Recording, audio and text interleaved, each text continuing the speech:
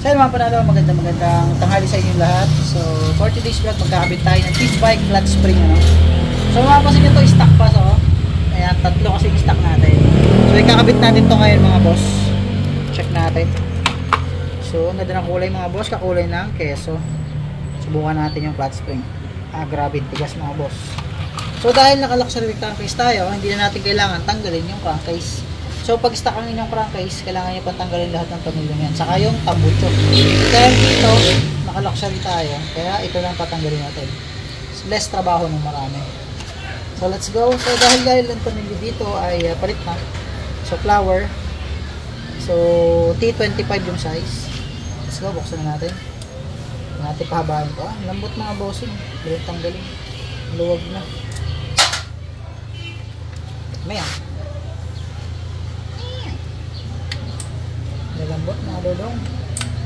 So yung spring niya sa loob, alisin natin. Ipapalit natin itong pitch bike na to. Itong tatlong kulay violet na to. So pag nakita niyo yung kulay, baka sabihin niyo naman uma kasi violet, hindi po, pitch bike po yan. Bah, luwag mo sa mga. Oh. Luwag eh. Luwag mo. Yan, kaya nakabot ka. Nakabot ka ng video yan, dinadal yun.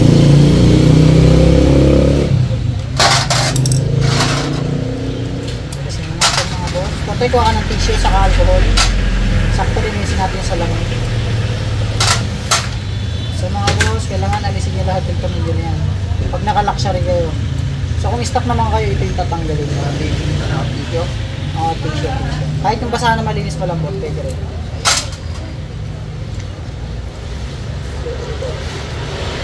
Mo lang dyan.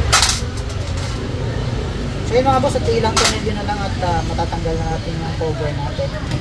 Yun, gumagalaw na siya mga boss. So ito nga po lang motor natin ay Sniper 155. So sa mga Sniper 150 na nagpalit ng 3 spring galing sa 155, pwede rin ito mga boss. Tanggalin natin mga bossing. Ayan, natanggal na yung cover mga boss. Pwede linisin ng totoy ng Kobe doon sa malayo-layo. Huwag lang aring bubog at yari tayo dito. Mamuti talaga to para maglinis ito. O baya mo to sa akin. So yun boss, tagal-tagal na rin ito nakakabit dito mga boss. So ako na maglinis na. Baka kung ano pang gawin ni totoy dyan. So ito isang linaw po. So langis nito B300 yung ginamit natin nakaraan. At ito na, tanggalin natin mga boss yung ating tornilyo sa loob para makuha natin yung spring. So kailangan nyo tanggalin yung bolts na tatlo yan. So sa stock is G's pa yan, ano. So dito ay pinaltang ko na para maganda tingnan. Ay grabe, nakunat ng isa yan mga boss. Sa galtok eh.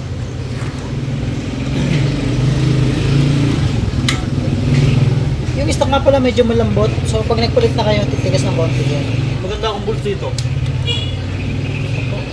Ayan. So ito mga boss, may bolts nga pala dito, pwede natin i-apply dito sa ating motor. So masama-sama nito, baka mapasalpak na itong araw. Ipakis, maganda yun. Nabala ako ng mga to eh. May ginagawa ako eh. Nabutan ako ng tornilyo. Ang ganda. Mga boss, ang ganda ng kulay eh. Ang ganda, kita-kita. Diretso na mamaya yan mga boss, wala nang bugat-bugat. Bili lang ulit. Patay na naman tayo dyan. Dong! Anong gagawin? Wag. Awatin niyo ako.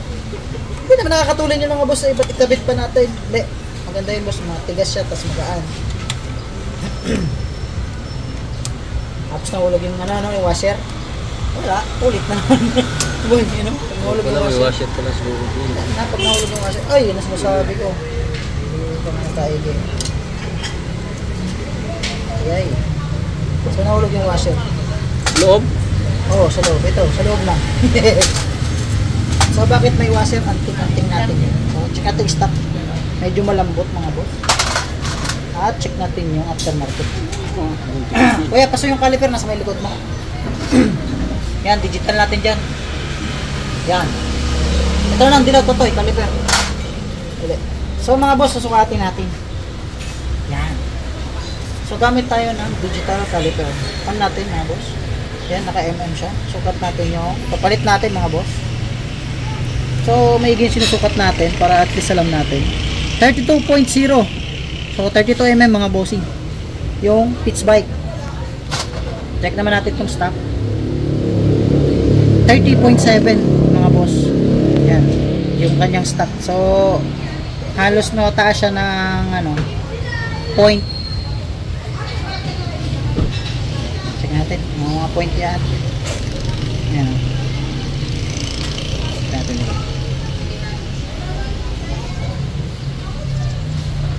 Mas maganda talaga yung isang caliper. Hindi siya masyadong accurate mga boss. Konti lang pero yung tigas niya, ayan 32 mga boss. Tapos ito 31.2 mga boss. So konti lang yung niya. Ayan 31 pala sarado. So 0.1 lang Pero malaking factor dahil mas matigas ito So kita natin, compress natin yung stock mga boss. Ayan, malambot siya mga boss. Ito yung aftermarket.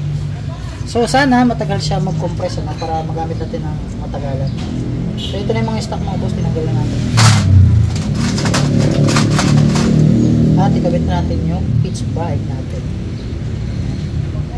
Ito na kulay mga boss. So pero kung gustong bilhin yung nasa loob nito yung cover. Ito. So kausapin pa natin yung supplier nito. Siyempre, kay Boss Lance yun. At bibili tayo. Yung nga ikot sa loob. So dito, ikabit ko sana. Kabuti. Naiksi ko. Ganda yan. Hindi ako Compress yan masyado. Ang ganda yung pang-compress. So mga boss, dito kuha ng gis na T-Rex. So yun na mga boss, magkaulutan na. Ikabit. Gandang kulay niya. Mga boss, titanium. Plus 10 kph. Joke lang mga boss, kulang dagdag yun. Ito nga pala yung akin. Tabi ko muna yan at baka kuha nyo na ng GGI. Kunin ko yan. At Kunin ko sa akin. mga boss. Oh! Ganda ba ba? Lang, uy. Toy, kapitan na natin yung ganyan. Crankcase. So wala kayo ng gis na T-Rex tapos itulap nyo na. Medyo mahirap siya kasi matigas. Ganda niya no, malaki pa naman yung Maganda siya pihitin mga boss kasi gis siya. Kumpara dun sa inalis natin na flower.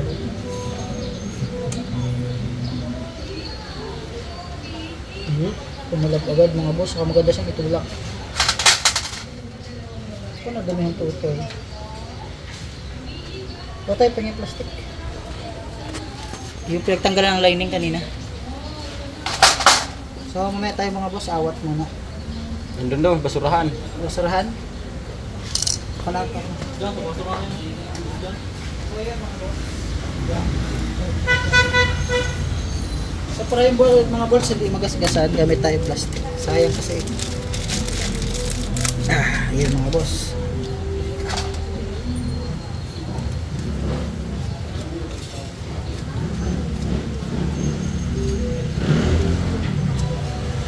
Yung gamit nating plastic ay yung genuine. Nakunan yan mga boss. Para hindi nagdudumi yung ating mga dami. Tapos hindi siya magasgasan. Bago kasi mag-decide yung Master DJ kanina tayo. Dapat kanina pa niya yun naisip Magtatanong na ano yung kinabit yung spring, pitch bike mga boss. Saan nabili? Siyempre sa Shopee. Saan pa ba? General Santos, kung saan gawaan ng mga pitch bike, kung saan maraming pyesa ng pitch bike. Siyempre kay Grismack nyo hanapin. Meron si Grismack nyo. Shoutout pala kay Sir Christian Grismack. Sir Grismack.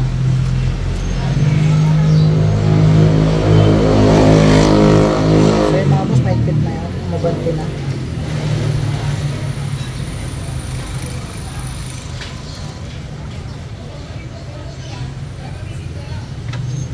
So, medyo sumala yung isa. Pero pwede na yan. Ayan, subukan natin konti.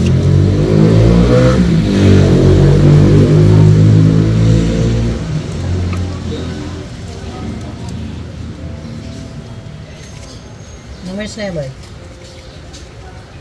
10. Ha? 10. 10 pa lang? Haba pa. 950.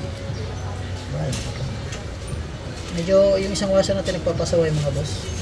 So kasi perfect yung pesto niya. Kasi yung washer, nakakabilis daw yan. Nakakabilis gumaan ng motor.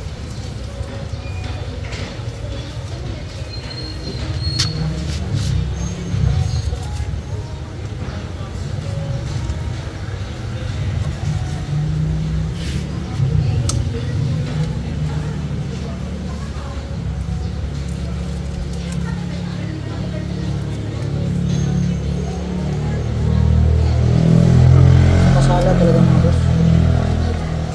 Itong washer ulit, papalitan kita. Ay, kita ako washer. Mag-order tayo niyan.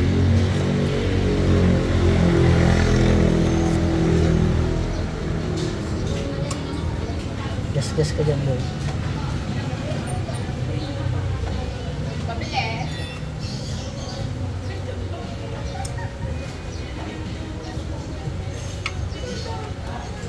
Day, sinala mga boss. Claro ko naman siya meron. Yo, mga day, bukas. Oh. Kulay lang naman nadagdag eh. Tako! Putol ano.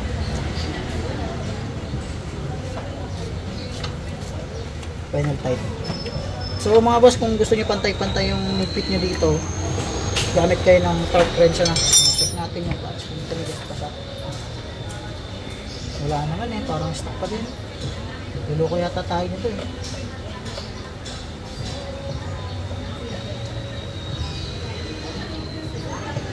Medyo tumigas na ng konti. So maganda sa ganitong klaseng open na na crankcase. So madali kayo mapag-install ng mga pyesa-pyesa, lalo na pagdating sa mga tawag dito yan, mga bolts saka yung spring. Yung advantage niya na pag naka-transparent crankcase lang yun. So ito guys, yung salamin niya, ang kapal niyan. So linisan natin using alcohol mga boss, tapos basahan na malinis, cotton. 70% lang yung basahan, hindi ka 100% cotton. Medyo labo na yung salamin yan mga boss kasi matagal-tagal na sa atin yan. So panahon na rin siguro para palitan natin sa banda-banda dyan. Anyway, nasa na pa to yung yan. Kabit na natin ito mga boss.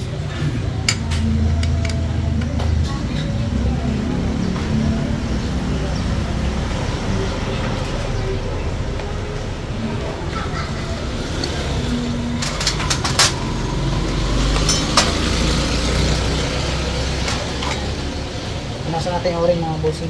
Nagkabit na natin. Tingnan natin. So pag humilab yung o-ring, alam nyo na. Time to tabas. Putol, bawas. Sa RCB na hilab ano? Sa RCB kadalasan. So Ducati special parts mga boss. Ayan, salit natin mga tornilyo, mga gear type na mga boss. At ito, nabudol tayong tornilyo. 3 piraso. Anyway, wala sa plano yan ngayong araw, pero nakalagay. Damit ka na din ito mga boss. Siguradong walang tagas. Meron, mababasa. May gusto kong gawin kanina eh, yung washer niya mga boss. So sana ibalik yung anting-anting washer natin, pero hindi ko na ilagay. Ito na lang mga boss. Isa pa. Ang epekto sa pitch bike na ito mga bossing. Gaganda ba yung kanyang torque? Kasi tumigas yung spring.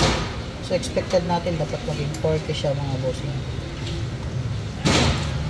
Tapat-tapat tayo natin.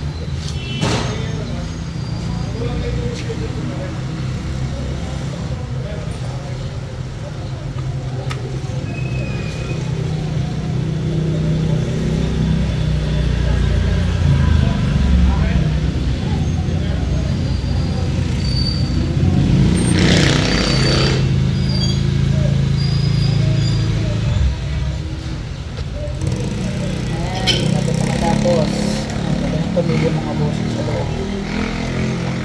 Ulit na naman kasi pamilya. Tatabi lang natin yung stock syempre. Gagamit pa natin yun. Tsaka bago pa yan mga boss. Galing ito sa isang customer natin. So, rinuha ko. Kasi wala na. Binasuran niya na yung kanyang pitch bike na. Yung kanyang slipper clutch na stock. Ayan, sana lang mga boss. Tapos final time tayo. Mahirap siya pigitin kasi naliliit lang tornil din natin. Tapos special pa yung pangkalas. So parang sa BMW puro ano siya mga boss. Ito flower. So yung mga tornil nyo yan, makita nyo sa mga BMW stock na bots ang makina nyo. Yung 900R doon ko nakita. Okay, start natin mga boss. Susi. Ay, nakasabi. Yan. Ano mga boss, try natin. Baka mabuto naman tayo sa librang tindahan. Hindi ako mag-gloves. Okay, isang mount touch.